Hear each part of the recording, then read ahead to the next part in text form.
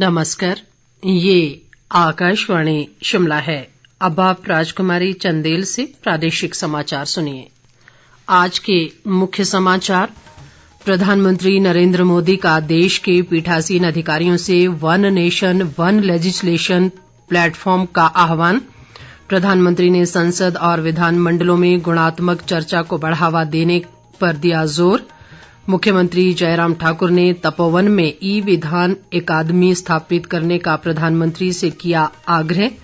और प्रदेश सरकार ने मनरेगा के तहत सामग्री घटक की देनदारियों के लिए 88 करोड़ 77 लाख रुपए की राशि जारी की। प्रधानमंत्री नरेंद्र मोदी ने देश के पीठासीन अधिकारियों से वन नेशन वन लेजिस्लेशन का आह्वान किया है। प्रधानमंत्री ने आज शिमला में आयोजित अखिल भारतीय पीठासीन अधिकारियों के सम्मेलन को वर्चुअल माध्यम से संबोधित करते हुए कहा कि ये प्लेटफॉर्म सभी नई तकनीकी व्यवस्थाओं के अनुरूप होना चाहिए और इस पोर्टल पर संसदीय कार्य से जुड़ी सारी जानकारी व कायदे कानून मौजूद होने चाहिए। प्रधानमंत्री ने पीठासीन अधिकारियों को कर्तव्य का मूल मंत्र अपनाने को भी कहा। उन्होंने अगले 25 वर्षों में कर्तव्यों को सर्वोच्च प्राथमिकता देने का आह्वान करते हुए कहा कि जब देश के विभिन्न सदनों से बार बार ये संदेश दोहराया जाएगा तो देश के हर नागरिक पर इसका प्रभाव पड़ेगा। उन्होंने कहा कि देश को कई गुणा गति से आगे बढ़ाने का मंत्र कर्तव्य ही है। उन्होंने संसद और सभी विधानमंडलों के पुस्तकालयों के डिजिटाइजेशन के कार्यों में तेजी लाने पर भी जोर दिया। अगले 25 वर्ष भारत के लिए बहुत महत्वपूर्ण है। 25 साल के बाद हम आजादी के 100 साल मनाने वाले हैं। क्या इसमें हम एक मंत्र पूरी मजबूती के साथ, पूरे समर्पण के साथ, पूरी जिम्मेदारी के साथ एक मंत्र को चरितार्थ कर सकते हैं क्या? मेरी दृष्टि से वो मंत्र है कर्तव्य।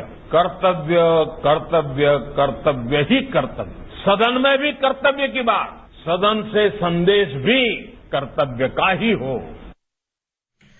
प्रधानमंत्री ने संसद और विधानमंडलों में गुणात्मक चर्चा को बढ़ावा देने पर जोर दिया और कहा कि इसके लिए अलग से समय निर्धारित होना चाहिए।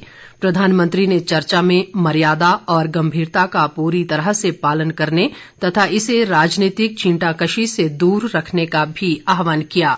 उन्होंने सदन की उत्पादकता बढ़ाने पर भी जोर दिया।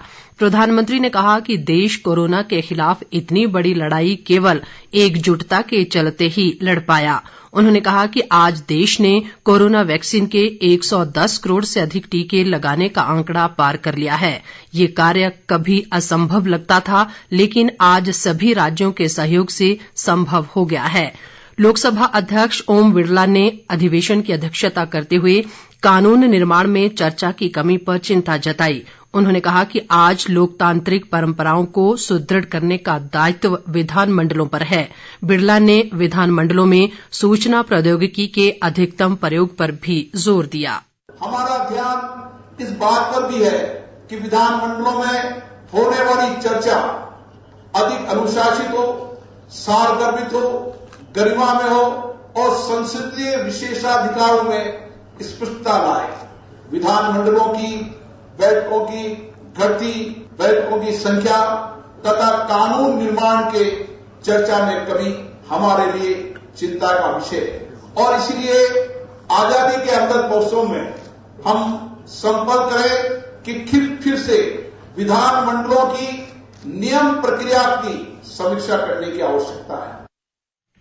मुख्यमंत्री जयराम ठाकुर ने सम्मेलन को संबोधित करते हुए धर्मशाला में बने विधान भवन को देश की ई विधान अकादमी में तब्दील करने का प्रधानमंत्री से आग्रह किया। उन्होंने कहा कि हिमाचल देश का ऐसा पहला राज्य है जहां कागज रहित विधानसभा है। मुख्यमंत्री ने ये भी कहा कि हिमाचल प्रदेश विधानसभा देश और राज्य के संवैधानिक इतिहास में कई महत्वपूर्ण गतिविधियों की गवाह रही है। राज्यसभा उप सभापति हरिवंश नारायण सिंह ने देश के विभिन्न राज्यों में पुराने और अप्रासंगिक हो चुके कानूनों को खत्म करने के कार्य में तेजी लाने का आह्वान किया। उन्होंने अप्रासंगिक हो चुके कानूनों को खत्म करने की केंद्र सरकार की पहल को देशहित में बताया। नेता प्रतिपक्ष मुकेश अग्निहोत्री ने पीठासीन अधिकारियों की शक्तियों को तर्कसंगत बनाने पर जोर दिया। उन्होंने कहा कि पीठासीन अधिकारियों के समक्ष पेश आ रही चुनौतियों और चिंताओं पर भी गौर करने की जरूरत है। अग्निहोत्री ने कहा कि विधानमंडल जानकारियां जुटाने का मंच नहीं है, लेकिन अब देखने में आया है कि आरटीआई के माध्यम से सूचनाएं पहले मिलती हैं और विधानमंडलों में देर से।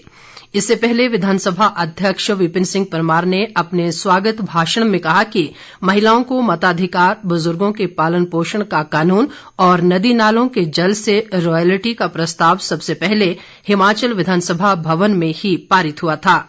विधानसभा उपाध्यक्ष हंसराज ने सम्मेलन को संबोधित करते हुए प्रधानमंत्री नरेंद्र मोदी सहित अन्य गणमान्य लोगों का आभार जताया।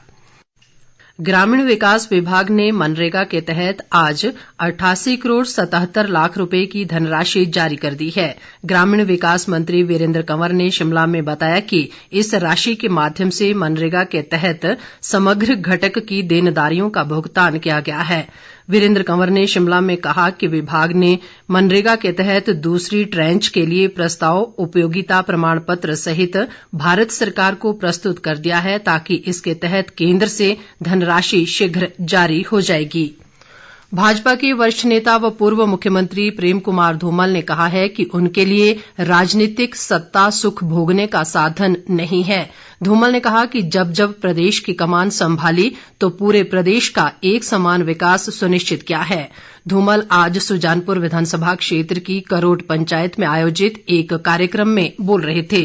उन्होंने धौलासिद्ध जल विद्युत परियोजना का काम समय पर शुरू न हो पाने के लिए पूर्व यूपीए सरकार को जिम्मेवार ठहराया।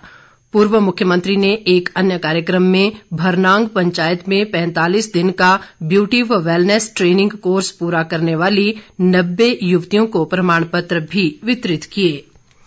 खाद्य व नागरिक आपूर्ति मंत्री राजेंद्र गर्ग ने कहा है कि सहकारिता हमारे समाज में रोजगार सृजन का महत्वपूर्ण कार्यक्रम है। उन्होंने आज घुमारवीं के हार कुकहार में जिला स्तरीय सहकारिता सप्ताह समारोह की अध्यक्षता करते हुए कहा कि सहकार से समृद्धि अपने आप में ही प्रासंगिक है।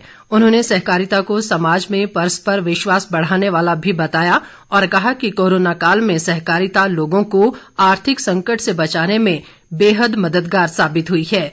गर्ग ने कहा कि सहकारिता में रोजगार बढ़ाने के लिए प्रदेश सरकार ने कृषि सेवा सहकारी सभाओं को बहु सेवा केंद्रों में बदलने की प्रक्रिया आरंभ कर दी है। महान स्वतंत्रता सेनानी लाला लाजपत राय को आज उनकी पुण्यतिथि पर प्रदेशवासियों ने भावभीनी श्रद्धांजलि अर्पित की। मुख्य समारोह राजधानी शिमला में हुआ, जहां मुख्यमंत्री जयराम ठाकुर ने लाला लाजपत राय की प्रतिमा पर माल्यार्पण कर उन्हें श्रद्धांजलि अर्पित की। शहरी विकास मंत्री सुरेश भारद्वाज, नगर निगम शिमला की महापौर सत्या कौंडल और अन्य गणमान्य लोग भी इस मौके पर मौजूद रहे। अंत में मुख्य समाचार एक बार फिर।